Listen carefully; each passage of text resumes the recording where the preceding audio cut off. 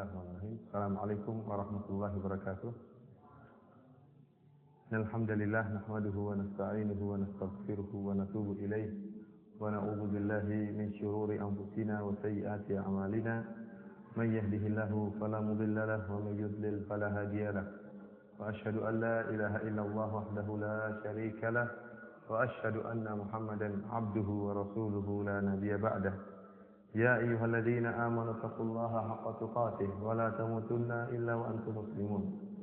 Ya ayyuhan nasu taqu rabbakumul ladzi khalaqakum min nafsin wahidah wa khalaqa minha zawjaha wa batha minhuma rijalan katsiran wa nisaa'a. Wattaqullaha alladzi tasaaluna bihi wal arham innallaha kana 'alaykum raqiba. Ya ayyuhalladzina amanu taqullaha wa qulu qawlan sadida يصلح لكم أعمالكم ويغفر لكم ذنوبكم ومن يطع الله ورسوله فقد فاز فوزا عظيما. أما بعد فإن أصدق الحديث كتاب الله وخير الهدى هدى محمد صلى الله عليه وسلم وشر الأمور محدثاتها فإن كل محدثة بدعة وكل بدعة ضلالة وكل ضلالة في النار. Ibu-ibu yang dirahmati oleh Allah Subhanahu wa taala, pada kesempatan berbahagia ini saya akan menyampaikan sebuah kajian yang terkhususkan bagi ibu-ibu tentang ciri-ciri istri yang salehah. Karena banyak dalil menunjukkan bahwasanya jika seorang wanita menjadi istri yang salehah, maka sangat mudah terbuka baginya pintu surga. Sampai-sampai Rasulullah sallallahu alaihi wasallam menyatakan, "Lau kuntu amiran ahadan ayasjuda li ghairillah, la amartul mar'ata an tasjuda li zawjiha." Kalau saya boleh memerintahkan seorang untuk sujud kepada selain Allah, maka saya akan perintahkan seorang istri untuk sujud kepada suaminya. Kenapa? Karena terlalu besar hak seorang suami yang harus ditunaikan oleh seorang istri. Oleh karenanya, pada kesempatan bahagia ini saya tidak akan menyinggung tentang kewajiban suami. Kewajiban suami, apa yang harus dilakukan oleh suami, itu perlu pengajian tersendiri. Akan tapi pada kesempatan kali ini kajian terkhususkan kepada ummahat, kepada ibu-ibu yang mengharapkan surga Allah Subhanahu wa taala, yang mau bersabar menghadapi sulitnya kehidupan demi meraih kenikmatan abadi di surga Allah Subhanahu wa taala. Karena saking besarnya hak seorang suami terhadap istri, sampai-sampai para ulama menyebutkan jika seorang wanita telah bersuami, maka dia harus lebih patuh kepada suaminya daripada kedua orang tuanya. Artinya jika ada perselisihan antara orang tuanya dengan suaminya dalam beberapa hal, misalnya dalam menentukan di mana dia harus tinggal misalnya, atau perkara-perkara yang lain, maka perkataan suaminya harus lebih dia turuti daripada perkataan kedua orang tuanya. Oleh karenanya seorang istri, seorang wanita, dia sebagaimana diwajibkan berbakti kepada kedua orang tuanya, dia juga diwajibkan berbakti kepada suaminya. Karenanya seorang wanita sebagaimana dia merasa mendapat pahala yang besar jika dia taat kepada ayah dan ibunya, maka hendaknya dia sadar bahwasanya jika dia taat kepada suaminya pula, dia juga akan mendapatkan pahala yang besar. Karena berbakti kepada suami lebih diwajibkan daripada berbakti kepada kedua orang tuanya. Demikian pula tatkala seorang istri dia merasa telah terjerumus dalam dosa besar jika membangkang ayah dan ibunya, jika mengangkat suara di hadapan ayah dan ibunya, maka hendaknya dia pun merasa berdosa tatkala dia membangkang suaminya, membentak suaminya, sebagaimana dia merasa berdosa tatkala membentak ayah dan ibunya.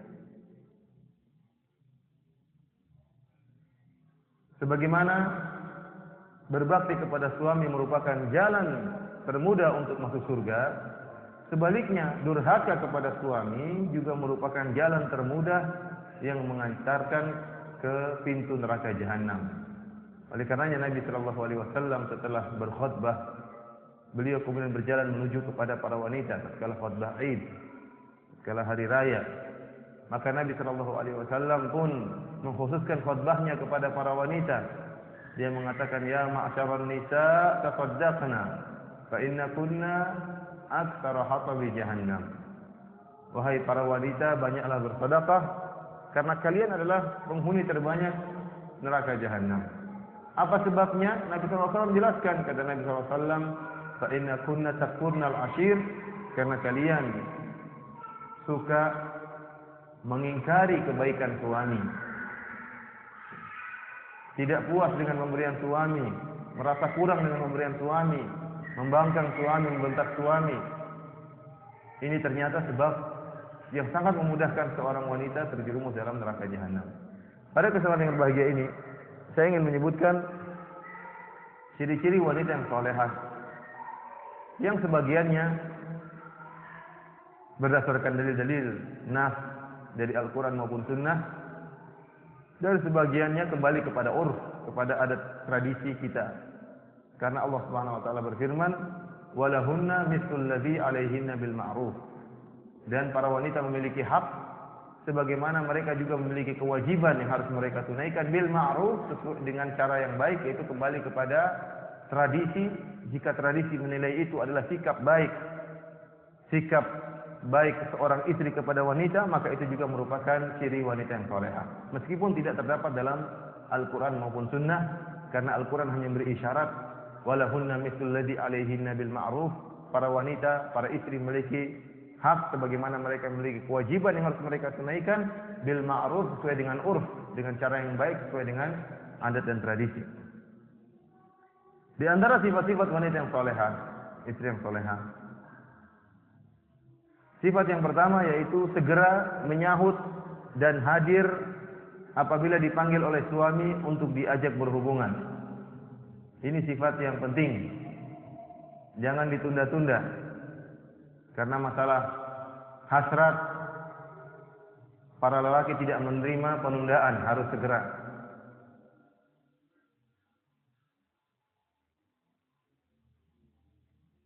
Terlebih-lebih lagi banyak dalil yang menegaskan akan hal ini.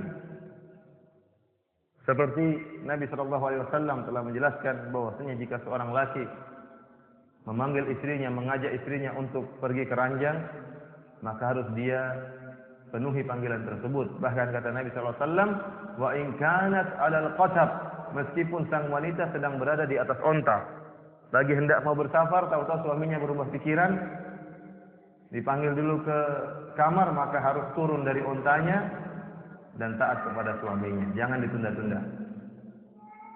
Dalam hadis yang lain kata Nabi SAW, wa in kanat 'ala tanur, meskipun sang wanita sedang bakar roti.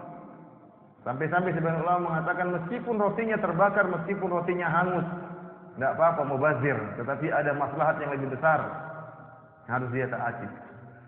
Ini penegasan bahwasanya kewajiban memenuhi hasrat suami, kewajiban yang harus segera dikerjakan. Ini sangat penting. Karena di antara tujuan dari menikah, sebagaimana sabda Nabi SAW, fa innahu aghaddu lil basar wa ahqanu lil farj. Sungguhnya pernikahan itu menundukkan pandangan dan juga menjaga kemaluan. Jika sang suami kemudian hasratnya tertunda, maka akan menjadi beban di benaknya dan menjadi pikiran yang menggelisahkannya.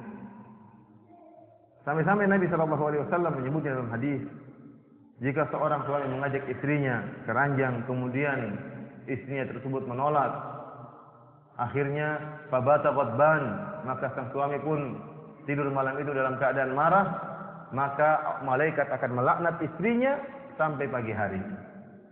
Bahkan Allah Subhanahu wa taala murka kepada wanita yang seperti ini. Dan tentunya kita tidak ingin seorang wanita, seorang istri tidak ingin jadi istri yang terlaknat gara-gara tidak memenuhi hasrat suaminya. Saya katakan kajian ini khusus kepada Para ibu-ibu. Ya. Mungkin ibu-ibu mengatakan, ya suami juga harus lihat kondisi lah. Lihat. Itu masalah lain, itu pengajian bapak-bapak. Kalau saya berbicara dengan bapak-bapak, saya akan kasih nasihat kepada mereka. Tetapi sekarang pembicaraan terhadap ibu-ibu. Ibu-ibu hendaknya segera memenuhi hasrat suami, ya. Sesegera mungkin, jangan ditunda-tunda. Kecuali kalau memang ada halangan yang syar'i yang membuat dia tidak bisa mengerjakan tugas ini dengan segera. Ciri yang kedua di antara ciri istri salehah yaitu tidak membantah perintah suami selagi tidak bertentangan dengan syariat. Allah Subhanahu wa taala berfirman, "Fas-salihatu qanitatun hafizatun lil ghaibi bima hafizallah." Fas-salihat, maka wanita-wanita yang salehah, qanitat, yang mereka taat kepada Allah Subhanahu wa taala, hafizat, dan mereka menjaga diri mereka tatkala suami mereka tidak ada. Bima hafizallah, karena Allah telah memelihara mereka. Qatadah rahimahullah berkata, "Fas-salihatu qanitat," para wanita-wanita yang salehah, yang taat, yaitu wanita-wanita yang taat kepada Allah dan taat kepada suami-suami mereka. Dan ini sangat penting karena ketahuilah bahwasanya suami adalah pemimpin rumah tangga. Dan sering terjadi ya, ketidakcocokan misalnya antara pendapat istri dengan pendapat suami. Maka yang menjadi keputusan adalah keputusan suami. Istri bisa memberi masukan.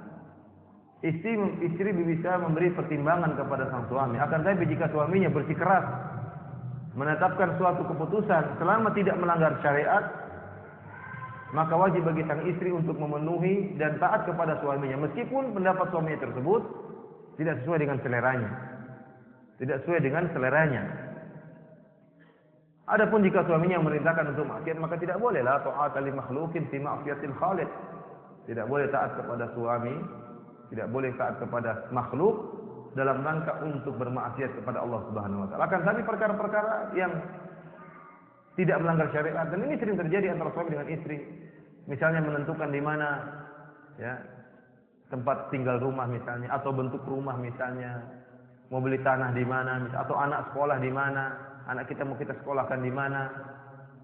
Misalnya sang istri ingin beli baju tertentu, kata suami saya lebih suka kalau baju model seperti ini, maka disinilah saatnya sang istri untuk taat kepada suami. Dia boleh memberi masukan, dia boleh memberi ide, dia boleh memberi pertimbangan, tetapi keputusan tetap keputusan suami. Jangan tatkala suaminya memberi ide dan memberi keputusan, akhirnya karena tidak sesuai dengan seleranya, kemudian dia ngambek, kemudian dia marah.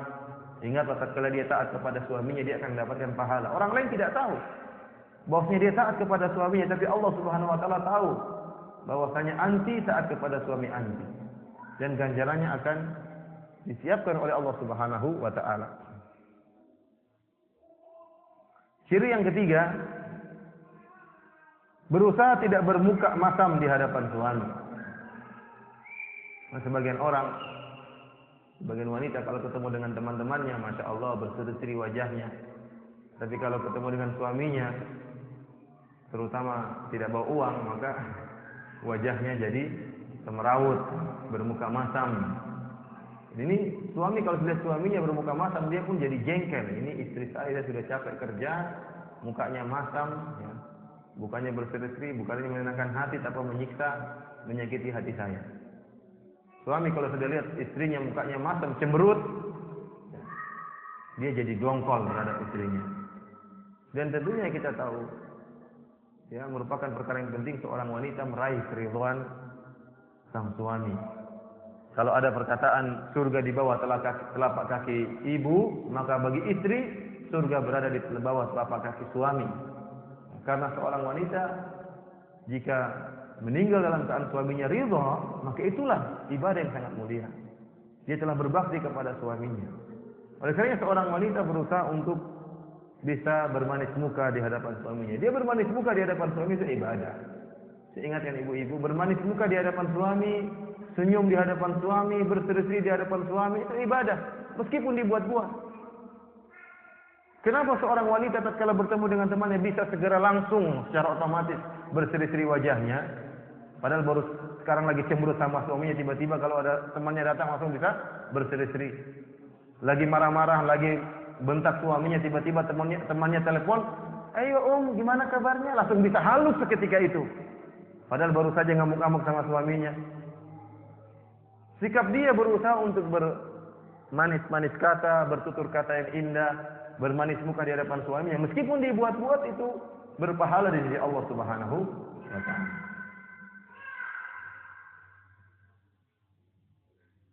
Tadi yang keberapa? Yang ketiga. Yang berikutnya, yang keempat, penekanan dari yang ketiga tadi, ya, berusaha memilih kata-kata yang terbaik tatkala berbicara dengan suami. Memilih kata-kata ini perkara yang penting. Seorang istri berusaha menjaga perasaan suaminya. Tentunya suami juga harus menjaga perasaan istrinya. Tapi saya katakan ibu-ibu, ini pembicaraan kajian khusus buat ibu-ibu. Seluruh serangan tertuju kepada ibu-ibu, bukan kepada bapak-bapak. Bapak-bapak pengajiannya sendiri. Ya. Ibu-ibu, tatkala berbicara dengan suami hendaknya memilih kata-kata yang indah, kata-kata yang baik, yang menyenangkan hati suami. Ibu-ibu memilih kata-kata itu berpahala di sisi Allah Subhanahu wa Ta'ala.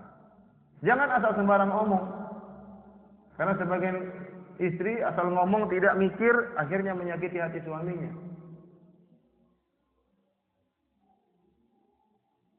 Terkadang salah omong akhirnya terkesan merendahkan suaminya. Salah omong akhirnya terkesan membandingkan suaminya dengan suami orang lain.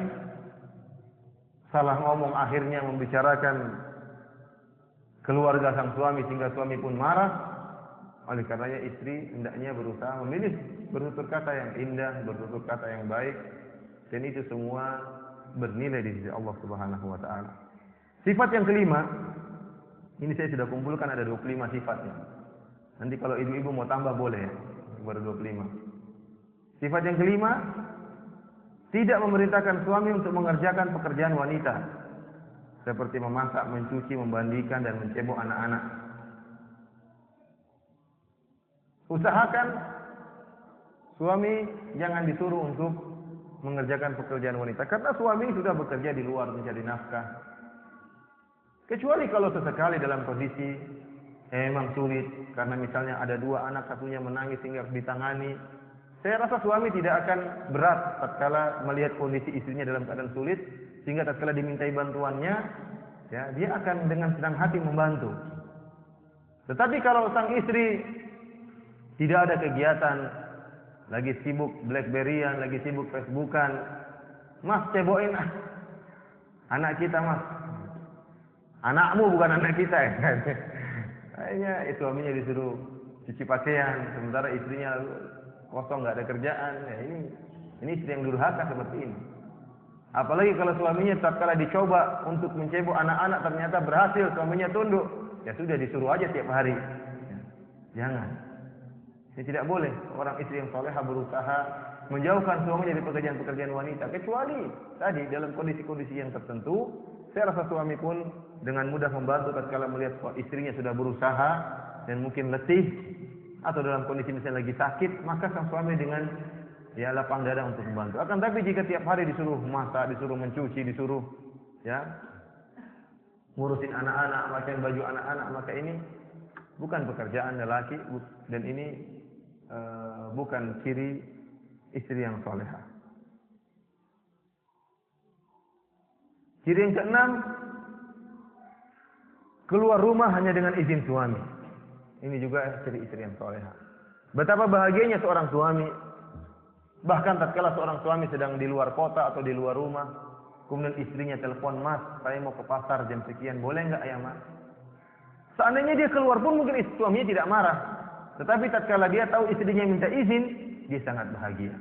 Dia tahu istrinya salehah, dia tahu istrinya menghargai dirinya. Dan suami tatkala merasa dihargai, dia sangat senang. Dia tahu istri saya menghargai saya. Saya punya teman, dia menikah dengan istri pertamanya, lalu direndahkan sama istrinya. Akhirnya dia menikah lagi dengan istri kedua. Dia mengatakan, kalau istri kedua seperti kelinci, istri pertama saya ini seperti kucing katanya. Saya nggak ngerti juga maksudnya apa seperti kucing. Artinya dia dicuekin, tidak dihargai. Ya. Dia merasa bahagia tatkala mendapatkan istri yang menghargai dia. Oleh karenanya, masalah minta izin keluar rumah mungkin perkara sepele, tetapi itu penting. Demikian juga dalam hal-hal yang lain. Tatkala seorang istri minta izin, Mas, saya ingin kemana? Mas, saya ingin pengajian, SMS, ya murah cuma Rp50 mungkin. Boleh enggak? Ya, dia merasa, suami tadi merasa bahagia. Ternyata istri saya solehah, minta izin. Ya, dia bahagia dan dia tentram dengan istri seperti itu. Tapi kalau istrinya kesana sini, ya, tidak bilang cuek dengan suaminya, suami saya paling tidak jadi masalah. Bukan seperti itu. Memang suaminya tidak mempermasalahkan. Tetapi kita butuh seorang istri yang membuat suaminya merasa bahwasanya suaminya dihargai. Karena suaminya pemimpin keluarga. Kita bayangkan kalau ada suatu PT atau suatu perusahaan, bosnya baik, tapi anak buahnya lakukan apa saja tanpa izin bosnya. Itu bosnya merasa direndahkan. Dan suami adalah pimpinan keluarga. Ciri yang ketujuh, berhias hanya untuk suami. Ini penting, berhias itu perkara yang penting. Memperhatikan ranjang itu perkara yang sangat penting. Wahai para ummahat, wahai para istri, perhatikan harumnya tubuh di hadapan suami itu sangat penting. Tidak ada salahnya beli parfum yang harganya 10.000, bulan mungkin tidak habis juga pakai. Daripada hanya mengandalkan dengan penuh kepedean, ya, mengandalkan bau ketiak, ya ini. Pakai di rumah, jangan pakai di luar. Berhias hanya untuk suami. Tidak sebagaimana sebagian wanita yang suaminya juga bejat, ya. Kalau suaminya istrinya mau keluar rumah, baru suaminya menyuruhnya untuk berdandan. Seperti saya katakan tadi bahwasanya di antara tujuan dari pernikahan, kata Nabi SAW, ya ma'syarasy syabab man istata'a minkumul ba'a falyatazawwaj fa innahu aghaddu lil basar wa ahsanu lil farj. Wahai para pemuda, barang siapa di antara kalian mampu untuk menikah, maka menikahlah, fa innahu aghaddu lil basar, karena itu bisa menundukkan pandangan. Karena istri berusaha mewujudkan tujuan pernikahan ini. Ya. Apalagi kita tahu di dunia luar betapa banyak ujian yang dihadapi oleh seorang suami. Betapa banyak pemandangan indah yang ada di luar. Suaminya berusaha menundukkan pandangan tapi tidak bisa. Di sana sini, ya, nampak keindahan-keindahan wanita yang tersebar dan beredar dan ya, di mana-mana ada. Oleh karenanya sang istri berusaha membantu ketakwaan suami agar suaminya bertakwa kepada Allah, agar suaminya bisa menundukkan pandangan. Bagaimana dia menghias dirinya? Menghias dirinya, berusaha, ya, menghias dirinya, membersihkan tempat tidurnya, ya, kasih pakai parfum. Tapi kalau tempat tidurnya ada kutu busuknya, bau busuk, ya ini gimana suaminya betah di rumah? Sudah di luar melihat pemandangan yang indah, sampai di rumah melihat pemandangan yang buruk, stres dia. Karena seorang istri berusaha memperbaiki, terutama masalah tempat tidur, kamar itu diperhatikan. Kalau suaminya betah di kamar, dia dapat pahala. Kenapa? Suaminya bisa menundukkan pandangan, dapat pahala di sisi Allah Subhanahu Wa Taala. Oleh karena jangan melalaikan. Ini banyak ya, terutama ya, para ummahat. Ya. Saya tahu, ya mungkin ekonomi terbatas, tapi saya rasa tidak butuh uang banyak untuk bisa merias diri. Beli yang murahan-murahan tidak apa-apa. Tidak mesti harus yang parfum harganya 30 juta, tas yang harganya 100 juta. Saya tidak suruh beli seperti itu. Ada parfum yang 5.000, parfum 10.000. Yang penting ada harumnya. Beli yang buat menghilang bau ketiak. Yang ini kan murah meriah, tidak mesti mahal-mahal. Kalau beli sikat gigi, odol, ya pokoknya perhatianlah. Jangan baru bangun tidur kemudian meluk-meluk suami udah bau ini, bau iler, bau macam-macam. Saya ulangi lagi, jangan ibu bilang bapak-bapak juga demikian. Bapak-bapak itu pengajian sendiri. Ini sekarang pengajian ibu-ibu. Seluruh serangan tertuju kepada ibu-ibu. Jadi ibu saya ulangi bahwasanya memperhatikan ranjang, masalah spray. Ini perkara yang penting dituntut dalam syariat agar seorang suami bisa betah di rumahnya, ya. Dan ibu-ibu yang memperhatikan ini dapat pahala dari Allah. Jadi dapat pahala seorang wanita bukan cuma sholat sunnah, bukan cuma puasa, bukan cuma enggak, dia memperhatikan suaminya itu juga berpahala. Yang penting dia ikhlaskan niatnya kepada Allah, niatkan untuk ibadah. Saya ingin berhias, niat saya untuk ibadah. Saya ingin merapikan tempat tidur saya, niatnya untuk ibadah. Jadi ibadah bukan cuma ya, saya masak masakan yang enak untuk suami saya. Ini bernilai ibadah si Allah Subhanahu wa taala.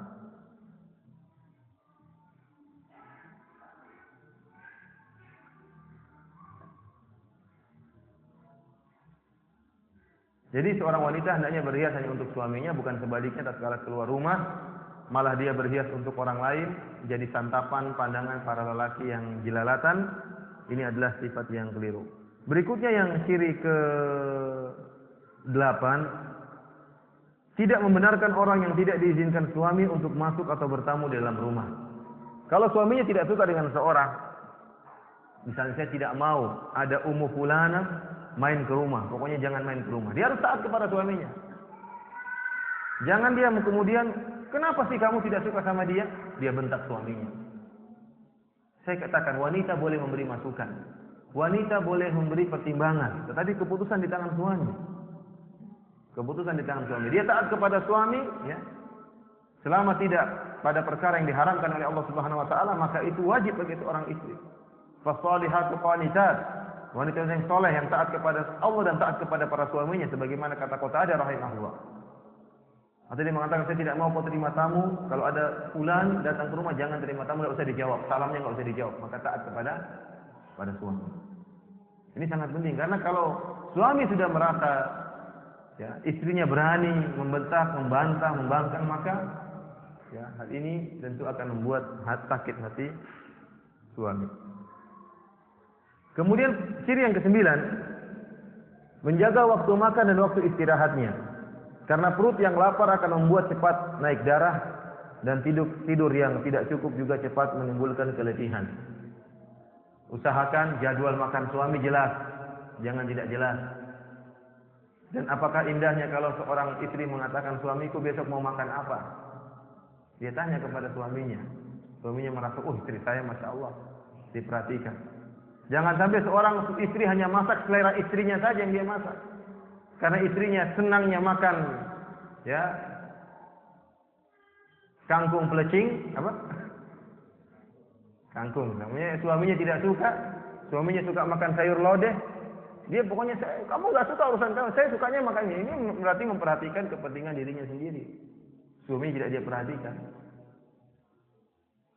Betapa senang hati suami jika istrinya mengatakan, suamiku besok makan apa? Oh, ingin makan, tolong belikan bahan-bahannya. Suami senang seperti itu. Tapi kalau istrinya tidak pernah nanya, masak seenaknya saja, ya suaminya. Terus masaknya terlambat, wah ini repot seperti ini. Masaknya terlambat. Jadi berlatih-latih untuk ya bagaimana mengambil hati suami, mesra kepada suami. Ya. Ini penting. Kalau suami makannya sudah terlambat, orang kalau sudah lapar cepat emosi, harus segera disuap biar tidak emosi. Oleh karenanya istri yang baik, istri yang soleha, berusaha taruh jadwal makan agar siap. Misalnya ada suami yang berbeda-beda jadwal makannya. Ada seorang suami yang senang makan setelah sholat duhur, ada seorang suami yang sebelum duhur dia mau makan. Jadi begitu setelah sholat duhur dia ingin istirahat karena dari pagi, dari subuh sampai siang sudah kerja. Ada. Oleh karenanya berusaha mengatur kondisi sesuai dengan apa yang diinginkan suami. Oleh karena kalau ada istri yang memikirkan diri sendiri, makan sesuai dengan caranya sendiri, kita dapat istri tersebut, masya Allah badannya ya berotot, gemuk, sementara suaminya kurus. Ini istri yang zalim. Istri suaminya kurus kerenteng, istrinya gemuk. Ini perlu dipertanyakan. Kalau sama-sama kurus nggak jadi masalah, sama-sama zuhud. Tapi kalau istrinya gembrot, suaminya kurus, kasihan. Atau sebaliknya, suaminya gembrot, istrinya kurus kerempeng. Ini juga menzalimi istrinya. Ini pembahasan masalah suami nanti ya. Ini masalah istri kita. Semua serangan tertuju kepada istri. Oleh karenanya ibu yang dirahmati oleh Allah Subhanahu wa taala memperhatikan ya waktu makan suami dan waktu istirahat. Berusaha kalau suami sudah mau istirahat jangan diganggu sama sekali, anak-anak supaya diatur. Jangan bilang, "Mas, anak dijaga dong, Mas. Saya capek juga dari tadi." Jangan. Suami kalau sudah terganggu tidurnya, dia tidak konsentrasi nanti untuk kerja, untuk berproduksi, untuk beraktivitas. Dia butuh waktu tidur mungkin setengah jam, tapi butuh waktu istirahat yang total. Jangan sampai diganggu. Seorang istri yang soleha berusaha membiarkan suaminya tidur dalam waktu tertentu waktu itu. Karena kalau seorang sudah waktu tidurnya terganggu, dia akan menjalani sisa hari-hari, sisa siangnya dengan kondisi yang tidak fit dan tidak bisa konsen.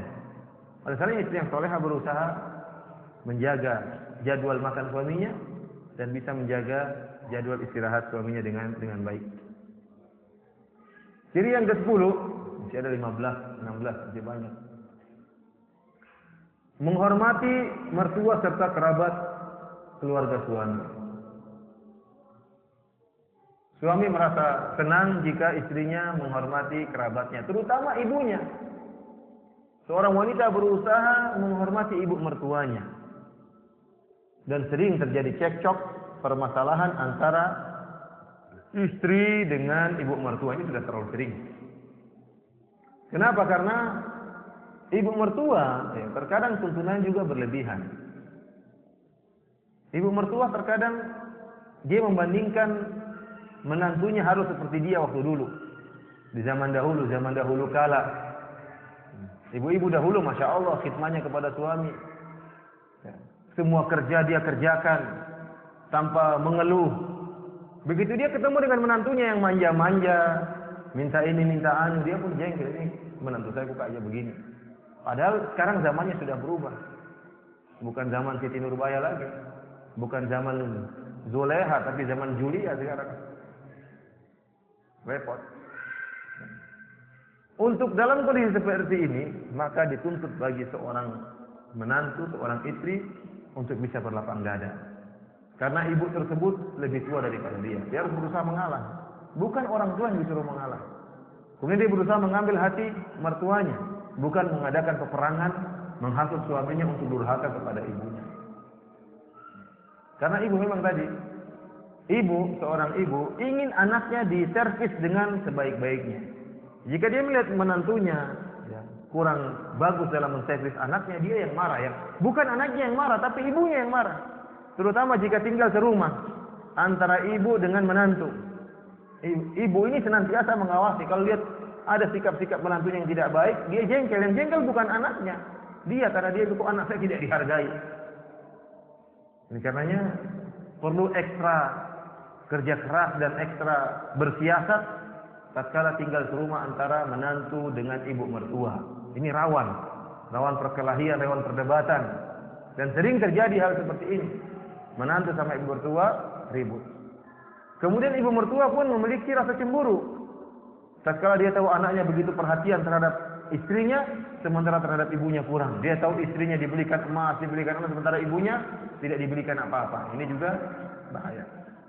Sebenarnya masalah ini, masalah cekcok antara istri dengan ibu mertua, yang paling memiliki peran dalam menghadapi masalah ini, dalam mengislah adalah anaknya sendiri, sang suami itu sendiri.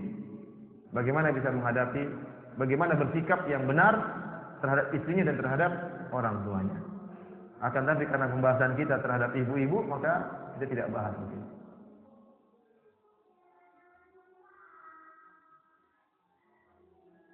Ciri yang ke-11, berusaha menenangkan hati suami jika suami galau, bukan malah banyak menuntut kepada suami yang menambah beban suami.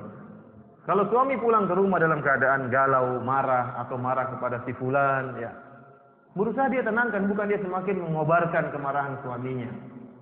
Lihatlah bagaimana Khadijah radhiyallahu taala anha tatkala Nabi sallallahu alaihi wasallam ketakutan, tatkala melihat malaikat Jibril dalam bentuk aslinya, kata Nabi sallallahu alaihi wasallam, "Inni khasyitu ala nafsi." Wahai istriku, saya khawatir sesuatu menimpa diriku. Saya melihat makhluk yang begitu luar biasa. Maka Khadijah pun menenangkan hatinya langsung. Kalla fa wallahi abshir, sekali-sekali tidak. Bergembiralah wahai suamiku. La yukhzikallahu abadan, Allah tidak akan menghinakan engkau. Innaka la tasilur rahim wa tasduqul hadis wa tahmilul kalla wa taksibul ma'dum wa takrib dhaif wa tu'inu ala nawaibil haq. Engkau adalah seorang yang senantiasa menyambung silaturahmi, senantiasa berkata jujur, senantiasa membantu orang yang tidak mampu, senantiasa menjamu tamu, senantiasa membantu orang terkena musibah. Engkau tidak bakalan dihinakan oleh Allah Subhanahu wa taala. Seorang istri yang soleh pun demikian. Kalau suaminya lagi marah-marah di kantor, pulang, maka dia tenangkan. Sabar mas. Ya. Bukan malah dia mengobarkan kemarahan suaminya. Karena ada sebagian istri demikian. Kalau suaminya lagi marah, pulang langsung marah-marah banting pintu. Kenapa mas? Itu Abu Fulan kurang ajar sekali. Dia telah giniin saya dan gini. Istrinya pun sama. Iya, Ummu Fulannya pun demikian mas. Sama dua-duanya. Jadi semakin parah. Bukan meredamkan, sampai semakin membakar kemarahan. Ciri yang ke-12, segera minta maaf jika melakukan kesalahan kepada suami dan tidak menunda-nundanya. Ini penting. Namanya kehidupan rumah tangga, tidak ada yang selamat dari kesalahan. Suami pun salah, istri pun salah. Namun jika seorang istri sudah tahu dia yang salah, maka segera dia minta maaf. Jangan dia angkuh, karena sebagian istri demikian, sombong dia nggak mau. Sudah tahu dia salah tidak minta maaf, maunya suaminya yang minta maaf. Bahkan terkadang suaminya diboikot, dihajar, diajak ngomong tidak mau, diajak ke tempat tidur tidak mau, tidak mau masak seharian. Nah, ini repot seperti ini. Seharusnya seorang istri kalau dia sudah tahu salah, jangan dia angkuh, jangan dia segera dia kembali kepada suaminya, cium tangan suaminya. Betapa bahagia suaminya jika dia tahu, istri saya masya Allah. Ya, kemarin dia marah-marah, sekarang dia minta maaf, luar biasa. Nabi SAW bersabda, "Ala ukhbirukum, maukah aku kabarkan kepada kalian tentang lelaki surga dan binisaikum min ahlil jannah, tentang wanita-wanita kalian yang merupakan penghuni surga." Siapa wanita-wanita penghuni surga tersebut? Kata Nabi SAW, Al-wadudul waludul a'udu ala zawjiha allati idza ghadiba ja'at hatta tad'a yadaha fi yadi zawjiha wa taqulu la adhuqu ghumdan hatta tarda. Yaitu wanita penghuni surga adalah al-wadud yang sangat mencintai, al-walud yang subur, al-a'ud yang senantiasa kembali kepada suaminya. Jika suaminya marah kepada dia, maka dia pun segera datang ke suaminya. Kemudian dia meletakkan tangannya di atas tangan suaminya dan dia berkata, "Wahai suamiku, saya tidak bisa tidur sebelum engkau maafkan saya, sebelum engkau ridho kepada saya." Subhanallah, betapa bahagia suami kalau istrinya seperti ini. Tetapi kalau istrinya buang muka, malah dicuekin, maka ini perkara yang sangat menyedihkan hati suami. Ciri ke-13, mencium tangan suami tatkala suami hendak bekerja atau sepulang dari pekerjaan. Ini juga penting. Suaminya mau pergi, "Oh sebentar mas," cium tangannya, masya Allah. Bagaimana suaminya mau pikir poligami kalau istrinya seperti ini? Tapi kalau dia pergi dicuekin, pulang dicuekin, masya Allah. Ini datang langsung cium tangannya. Begitu pulang kantor dicium lagi tangannya, masya Allah. Betapa bagi suami, istri saya benar-benar solehah. Begitu datang dipijit, masya Allah. Bukan sebaliknya, "Mas kaki saya sakit, pijit dong saya." Suaminya disuruh pijit.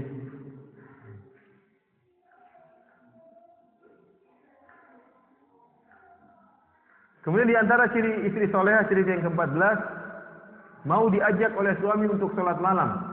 Bahkan bila perlu mengajak suaminya untuk sholat malam. Ini adalah istri yang solehah. Yang tatkala diajak suaminya sholat malam dia mau. Bahkan bisa lebih baik lagi dia yang mengajak suaminya untuk sholat malam. Ketahuilah ibu-ibu yang dirahmati oleh Allah Subhanahu Wa Taala bahwasanya tidak mungkin sebuah keluarga meraih kehidupan bahagia kecuali jika keluarga tersebut menjadikan akhirat sebagai orientasi kehidupannya, tujuan utama kehidupannya. Dan jika suami dan istri bekerja sama dalam ketakwaan, maka ini keluarga yang sangat indah. Berusaha sama-sama bertakwa kepada Allah, saling bantu-bantu dalam bertakwa kepada Allah, saling mengingatkan. Karena terkadang suami sulit dinasihati oleh orang luar, tapi kalau istri yang nasihati mungkin masuk. Atau sebaliknya, orang lain mungkin malu untuk nasihati kita, tapi kalau suami kita atau istri kita yang beri nasihat, kita mau terima. Dalam satu hadis Nabi sallallahu alaihi wasallam bersabda, "Rahimallahu rajulan qama minal laili fa shalla wa ayqadha imra'atahu fa shalla." Semoga Allah merahmati seorang lelaki yang dia bangun di tengah malam kemudian dia salat. Kemudian dia bangunkan istrinya, kemudian istrinya pun salat. Fa in abat nadhaha fi wajhiha al-ma. Kalau istrinya malas untuk bangun salat, maka dia pun memercikkan air di atas wajah istrinya. Wa rahimallahu imra'atan qamat minal laili fa shallat. Semoga Allah merahmati seorang wanita yang dia bangun di tengah malam kemudian dia salat. Wa aiqadhat zawjaha, kemudian dia bangunkan suaminya untuk salat. Fa in aba nadhahat fi wajhihi alma. Kalau suaminya enggan untuk bangun, maka sang istri pun memercikan percikan air di wajah suaminya untuk salat. Dalam riwayat yang lain, Rasulullah SAW mengatakan, "Idza aiqadha ar-rajulu ahlahu min al-laili fa shallaya aw shalla rak'ataini jami'an, kutiba fi dzakirina wadz-dzakirat." Jika seorang lelaki membangunkan istrinya di tengah malam kemudian salat bersama 2 rakaat, maka dua-duanya akan dicatat sebagai az-zakirina wadz-dzakirat, yaitu golongan lelaki dan golongan perempuan yang banyak berzikir kepada Allah Subhanahu wa taala. Dan ini sunnah ya. Kalau Allah mengatakan boleh seorang suami dan istri sholat berjamaah dengan cara tidak menjadikan satu kewajiban dan selalu demikian, tapi boleh saja. Selama di sini jelas kata Rasulullah SAW, "Au shalla rak'ataini jami'an," sholat sama-sama 2 rakaat, berarti boleh.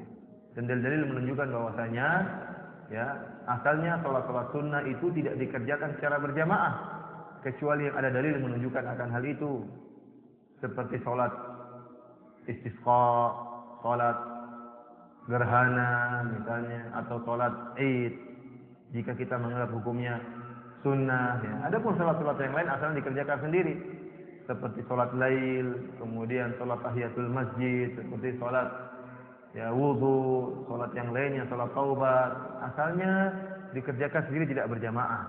Kecuali yang ada dalilnya mengecualikan, seperti sholat malam. Sholat malam ada dalil menunjukkan Nabi Shallallahu Alaihi Wasallam meskipun di luar bulan Ramadan terkadang berjamaah. Rasulullah SAW pernah sholat bersama seorang sahabat dalam sholat malamnya. Ya. Beberapa sahabat pernah sholat malam bersama Nabi Shallallahu Alaihi Wasallam. Akan tapi tidak diriwayatkan Nabi Shallallahu Alaihi Wasallam senantiasa sholat malam bersama Aisyah, tidak. Oleh karena para ulama mengatakan boleh seorang suami sholat malam dengan istrinya, ya sesekali, ya tidak mengapa. Namun tidak menjadi rutin harus tiap hari. Sering-sering juga tidak mengapa. Sebagaimana berdasarkan dalil yang telah kita sebutkan ini. Kata Nabi SAW, "Idza aiqadha ar-rajulu ahlahu min al-laili fa shallaya aw shalla rak'ataini jami'an." Jika seorang lelaki membangunkan istrinya di tengah malam kemudian mereka berdua salat atau salat 2 rakaat bersama, maka akan diberikan ganjaran oleh Allah Subhanahu wa taala. Kemudian ciri berikutnya, ciri yang ke-15, yaitu tidak menyebarkan rahasia keluarga. Terlebih lagi rahasia tentang ranjang. Akan tapi istri yang soleha berusaha menutupi aib-aib suaminya serta memuji suami agar menambahkan rasa sayang dan cintanya. Namanya keluarga pasti ada kekurangan. Seorang suami bisa jadi di luar di hadapan orang banyak adalah orang yang soleh, yang bertakwa kepada Allah, tapi di hadapan suaminya, di hadapan istrinya terkadang dia terjerumus dalam kemaksiatan dan hanya istrinya yang tahu. Maka tugas istrinya adalah menasihati suaminya, bukan malah membongkar aib suaminya di luar. Ini namanya mencelakakan rumah tangganya, tidak diperbolehkan hal ini. Bahkan ini merupakan amanah, bahkan jika terjadi perceraian, seandainya terjadi perceraian, maka tetap rahasia tetap dipegang. Suami menjaga rahasia, aib-aib istrinya ditutup, dan sang wanita juga menutup aib-aib bekas suaminya, bukan malah tatkala cerai kemudian bongkar-bongkaran. Ini tidak benar. Apalagi jika tidak dalam perceraian. Keluarga yang harmonis, itu namanya kehidupan keluarga pasti ada kekurangan. Maka tugas bagi seorang istri untuk tidak membongkar aib keluarga. Terutama termasuk perkara yang harus dijaga adalah hubungan ranjang antara suami dengan istri. Tidak boleh seorang istri menceritakan tentang hubungannya dengan suami. Sebaliknya suami pun demikian. Kalau Nabi SAW melarang seorang istri mensifati wanita lain di hadapan suaminya sampai seakan-akan suaminya melihat langsung. Ada seorang istri mengatakan, suamiku itu tadi Ummu Fulana cantik sekali. Wah, badannya semampai. Ini tidak boleh dalam syariat. Tidak boleh dalam syariat. Apalagi kemudian dia menceritakan tentang hubungannya dengan suaminya kepada wanita lain, sehingga wanita lain menghayalkan suami dia, gaya-gaya di berhubungan. Ini haram hukumnya. Termasuk perkara yang berat hukumannya. Dalam satu hadis, Abu Sa'id Al-Khudri radhiyallahu anhu berkata, Qala Rasulullah sallallahu alaihi wasallam, inna a'zamal amanati 'inda Allah yaumil qiyamah ar-rajulu yufdi ila imra'atihi wa tufdi ilayhi thumma yanshuru sirraha. Ya. Di antara amanat yang sangat besar di sisi Allah pada hari kiamat, amanah, pertanggungjawaban yang akan dimintai oleh Allah Subhanahu wa taala, pertanggungjawabannya yaitu seorang mendatangi istrinya dan istrinya mendatangi suaminya, kemudian suami ini menceritakan tentang rahasia istrinya tatkala dia berhubungan dengan istrinya, tidak boleh. Ini hukumnya sama. Suami tidak boleh menceritakan hubungannya dengan istrinya kepada orang lain. Demikian pula seorang wanita tidak boleh menceritakan hubungan dia dengan suaminya di hadapan orang lain.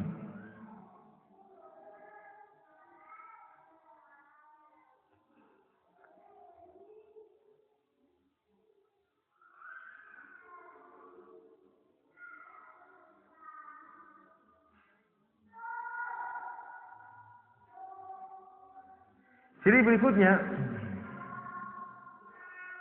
yang keberapa ya? Ke-16. Ya. Ini sekedar pengulangan yang ke-16, tidak membentak dan tidak mengeraskan suara di hadapan suami. Yang ke-17, berusaha untuk bersifat qanaah, menerima sehingga tidak banyak menuntut harta suami. Ini juga penting, seorang wanita hendaknya jangan banyak menuntut kepada suami.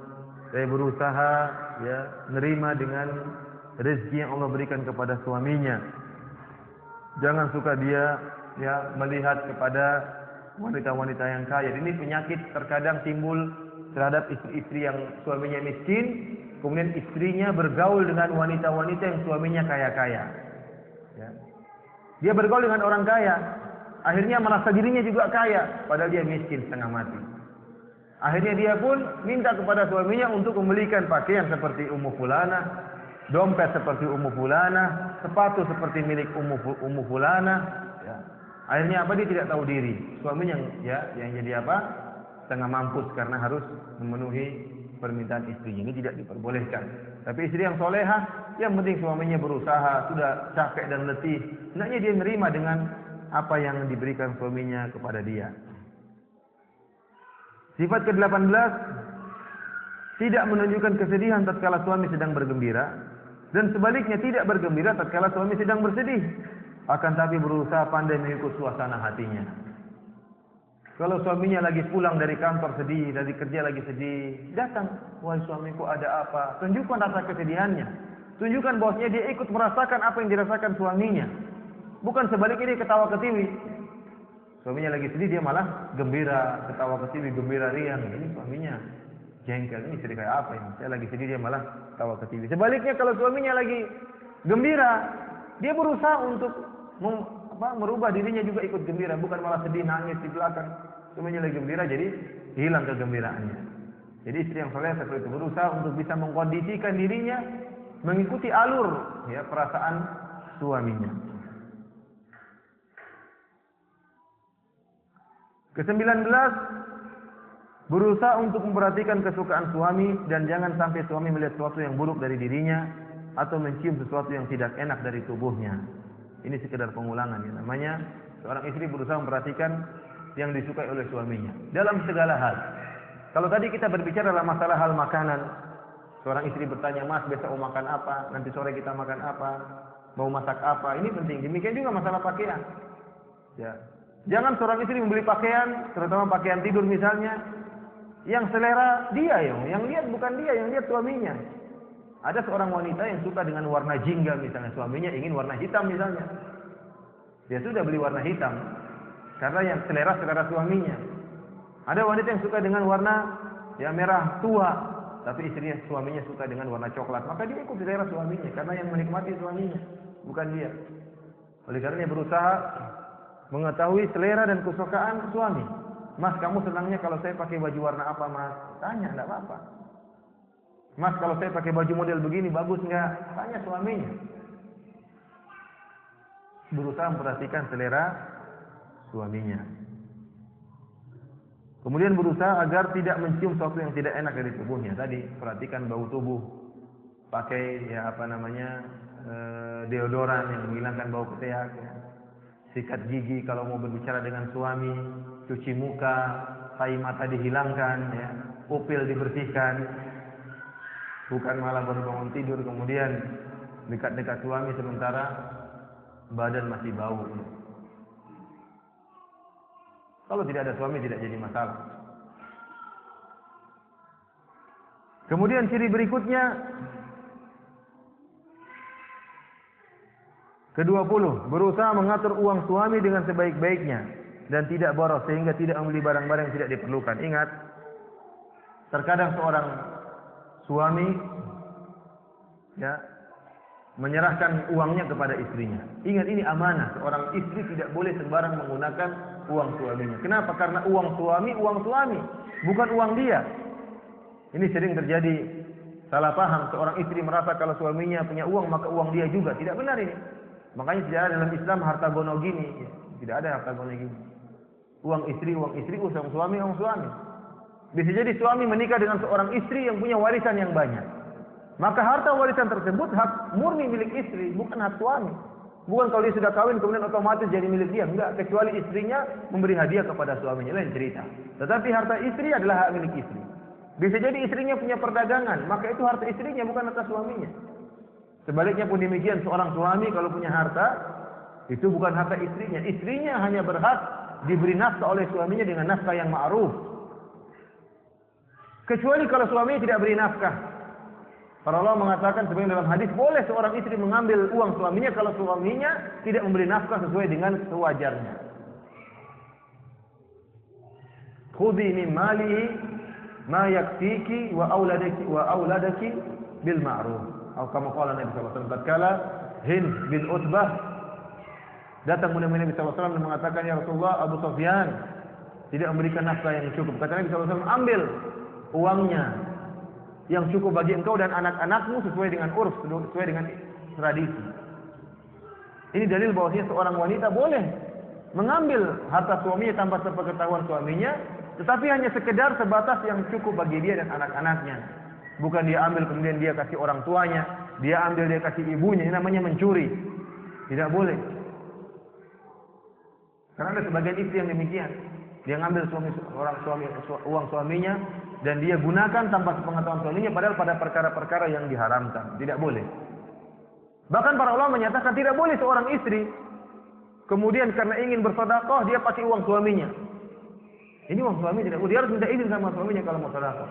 Kecuali kalau sedekah yang memang biasa, sedekah yang ringan, yang menurut adat, kebiasaan, tradisi, suaminya tidak marah, nggak jadi masalah. Ada orang pengemis minta 5.000 mungkin dikasih. Ini mungkin suaminya tambah memberitahu suaminya mungkin tidak menjadi masalah karena suaminya mungkin tidak marah.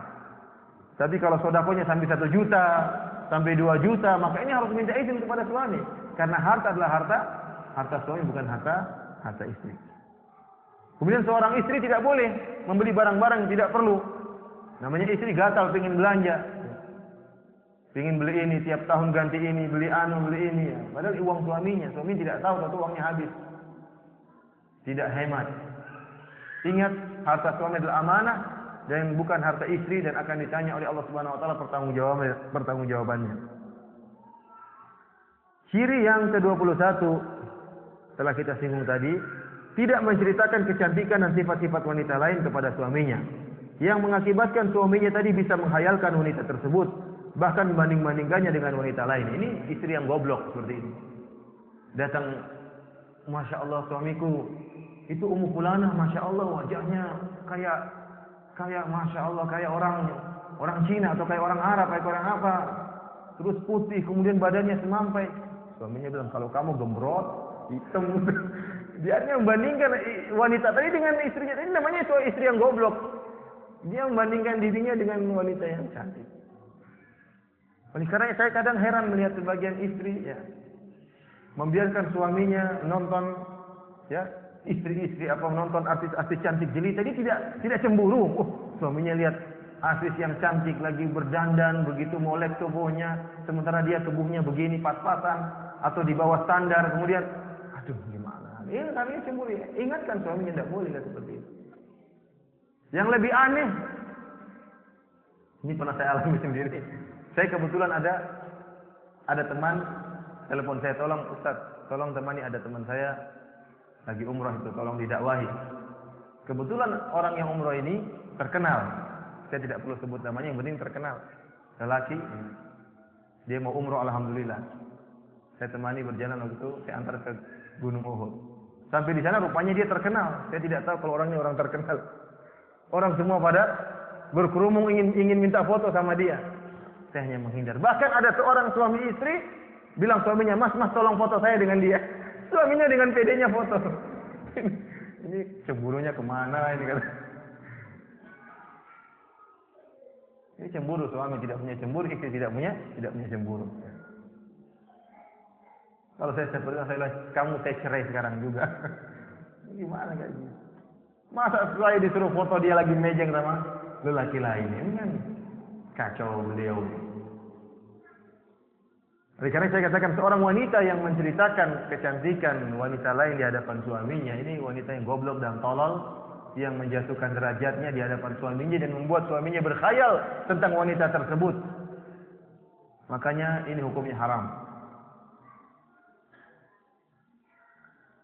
Kemudian ciri ke-22, berusaha menasihati suami dengan baik tatkala suami terjerumus dalam kemaksiatan. Bukan malah ikut-ikutan suami bermaksiat kepada Allah, terutama di masa sekarang ini yang begitu banyak perkara yang merupakan gemerlapnya dunia dan melanggar syariat. Kalau suaminya bermaksiat, istrinya berusaha menasihati. Kalau perlu menangis di hadapan suaminya. Kalau suaminya misalnya tidak menjaga pandangannya, nonton film-film yang tidak benar, istrinya menangis, jangan ikutkan nonton. Menangis, ya suamiku, bertakwalah kepada Allah. Apakah Allah menyuruh engkau untuk melihat seperti ini? Menangis di hadapan suaminya, bukan malah ikut serta dalam bermaksiat kepada Allah Subhanahu wa taala.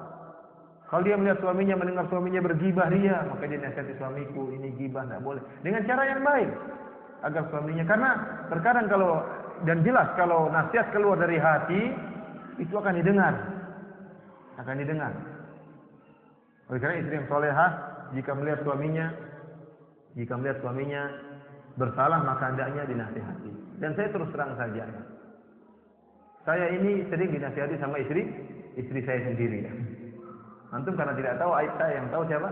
Istri saya, yang nasihati istri saya. Kadang nasihatnya pedas. Mungkin kalau ada ustadz lain nasihati, saya pukul ustadz tersebut.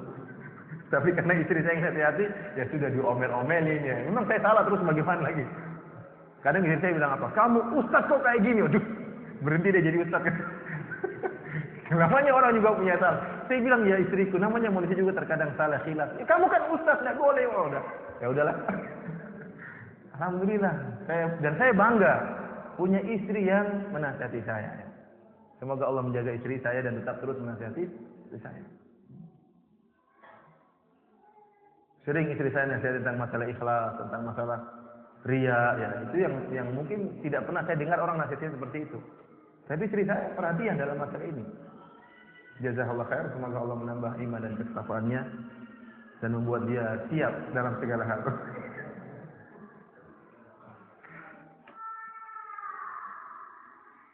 Kemudian ciri berikutnya, ciri ke-23, seorang wanita soleh hendaknya menjaga pandangannya. Sehingga berusaha tidak melihat kecuali ketampanan suaminya. Jangan sampai seorang wanita ya matanya liar. Lihat itu, Masya Allah itu Abu Fulan, cakep sekali. Itu loh, tahu nggak suaminya Ummu Fulan? Cakep sekali, mirip orang Inggris, mirip orang Jerman. Jadi bahan pembicaraan di antara ibu-ibu menceritakan ketampanan suami orang lain. Ya ini tidak diperbolehkan ya. Seorang istri berusaha menjaga pandangannya, tidak melihat kecuali ketampanan suaminya sehingga dia benar-benar bisa berbahagia dengan suaminya. Adapun dia umbar pandangannya, akhirnya dia bandingkan suaminya dengan suami orang lain. Ini perkara yang sangat menyedihkan suaminya. Suami itu sangat sedih jika istrinya membanding-bandingkan dia dengan lelaki lain. Ciri yang ke-24, lebih suka menetap di rumah dan tidak suka keluar rumah. Allah mengatakan waqarna fi buyutikunna wala tabarrajna tabarrujal jahiliyatil ula. Hendaknya kalian istiqrar, menetap di rumah. Ini hukum asal wanita. Hukum asal wanita senang di rumah. Bukan sebaliknya, pantatnya gatal ingin keluar. Ada sebagian wanita seperti itu, pengennya gatal tiap hari keluar. Tidak cukup suaminya digaruk harus di mall. Ini enggak benar. Di rumah, tenang. Asalnya wanita di rumah. Boleh keluar rumah kalau dalam keadaan ya dibutuhkan atau bersama suami seminggu sekali ada kegiatan enggak jadi masalah atau keluar ikut semuanya. Tapi ingin enggak betah di rumah, rumahnya kayaknya sumpah, lihat anak-anak bosan, lihat suaminya bosan, akhirnya apa? Mau lihat suami orang, lihat. Ini enggak benar. Istri yang baik tetap di rumah, jangan sering keluar. Dan itu ciri istri yang salehah. Allah mengatakan, "Waqarna fi buyutikunna." Tetaplah kalian di rumah-rumah kalian, jangan sering keluar rumah. Ya, sebagaimana wanita-wanita yang bejat dan fajirat, wanita-wanita yang ya tukang bermaksiat yang sering keluar rumahnya. Oleh karenanya seorang wanita semakin baik dia sholat di rumahnya. Ya. Daripada sholat di masjid, kata Nabi sallallahu alaihi wasallam, "Wa buyutuhunna khairun lahun." Bagi mereka sholat di rumah lebih baik daripada sholat di masjid. Kenapa? Karena syariat memandang pentingnya seorang wanita tetap di rumah, tidak sering keluar rumah. Ciri yang terakhir, ciri ke-25, jika suami melakukan kesalahan maka tidak melupakan kebaikan-kebaikan suami selama ini. Bahkan sekali-sekali tidak mengeluarkan perkataan yang mengisyaratkan akan hal ini. Karena sebagaimana kita sampaikan di awal pengajian, sebab terbesar yang menyebabkan para wanita dipanggang di api neraka jahanam adalah tatkala suaminya berbuat kesalahan, mereka pun melupakan dan mengingkari kebaikan-kebaikan suami mereka. Ya. Kata Nabi sallallahu alaihi wasallam, "Lau ahsanta ila ihdakunna dahran, thumma ra'at minka syai'an, laqalat ma ra'aitu minka khairan qat." Kata Nabi sallallahu alaihi wasallam, kalau salah seorang dari kalian berbuat baik kepada seorang wanita, seorang istri sepanjang umur, tiba-tiba wanita ini melihat engkau melakukan kesalahan, dia mengatakan, "Saya tidak pernah melihat kebaikan sedikit pun darimu." Ini tidak boleh seperti ini. Karena sebagian istri seperti tadi, "Kau memang tidak pernah baik sama saya." Nah, ini perkataan-perkataan yang menyebabkan masuk neraka seperti ini. "Kau memang tidak pernah cinta sama saya." Gimana tidak pernah cinta? Sudah tidur kita berapa lama tidak pernah cinta? Kamu tidak pernah cinta sama saya, kamu tidak pernah baik sama saya, kamu tidak pernah gini, tidak pernah. Ya ini perkataan-perkataan yang menjerumuskan dalam neraka jahanam. Bagaimana tidak pernah cinta? Ini anak sudah 4 dari mana semua? Anak sudah 10 dari mana? Anak sudah 3 dari mana? Bagaimana tidak pernah cinta? Maka seorang istri jaga lisan. Ini perkataan-perkataan yang mudah menjerumuskan dalam neraka jahanam. Takfurnal ashir, karena kalian suka mengingkari kebaikan suami. Kufur, mengingkar, bukan kufur kepada Allah, tapi kufur kepada kebaikan suami. Ibu yang dirahmati Allah Subhanahu wa taala, inilah 25 ciri wanita yang salehah. Tinggal ibu-ibu hitung sendiri sudah berapa ciri yang ibu miliki. Ya. Semakin banyak semakin bagus, semakin sedikit semakin kurang bagus. Masih ada ciri-ciri yang lain, akan tapi saya rasa mungkin sebagiannya ya, belum bisa dibicarakan sekarang ini. Doa saya semoga Allah Subhanahu wa taala mudahkan kita bisa menjalani kehidupan rumah tangga dengan harmonis dan bahagia di dunia, dan Allah bisa mengumpulkan kita dengan istri-istri kita di akhirat kelak di surga Allah Subhanahu wa taala, kehidupan yang abadi. Dan semoga para ibu-ibu sekalian bisa menjadi ibu-ibu yang salehah, yang bertakwa kepada Allah, yang bersabar dengan sulitnya kehidupan demi kehidupan akhirat kelak. Demikian saja, wabillahi taufiq wal hidayah. Assalamualaikum warahmatullahi wabarakatuh.